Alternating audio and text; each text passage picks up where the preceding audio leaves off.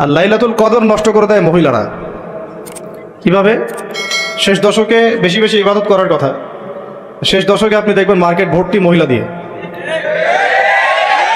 তো এর জন্য আমরাও দায়ী, কারণ আমরা তাদের হাতে আমাদের উপার্জনগুলো তুলে দেই এবং শেষ দশকে তারা যা ইচ্ছা তাই করে মার্কেটে গিয়ে।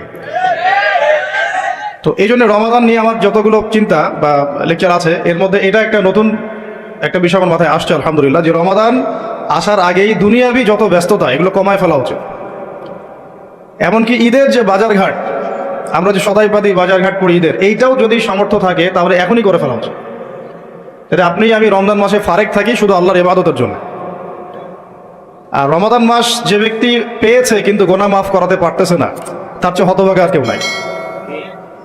তো প্রথমে একটা প্রিপারেশন, মানসিক প্রিপারেশন, যে এই রমাদানে আমি সর্বোচ্চ সময়টা আল্লাহকে দিব।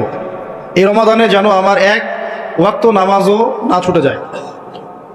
এরপরে আমি চেষ্টা করব রমাদান মাসে জামাতে নামাজ পড়ার জন্য, যেটা আমরা অনেকে অনেক সময় করি না বা করতে পারি না। আল্লাহ পাক আমাদেরকে করার তৌফিক দান করে। পাখি যেমন সন্ধ্যাবেলা বাসায় ফেরে, ঠিক এইভাবে রমাদান মাসে আমরা আল্লাহর কাছে ফিরবো ইনশাআল্লাহ। মানে সকালবেলা পাখি বের হয়, সারাদিন কাজকর্ম করে, সন্ধ্যাবেলায় কোথায় ফেরে, এই দৃশ্য আমরা সবাই দেখি। তো রমাদান মাস আসে, বছরে আমরা বিভিন্ন দিকে চলে গেছি।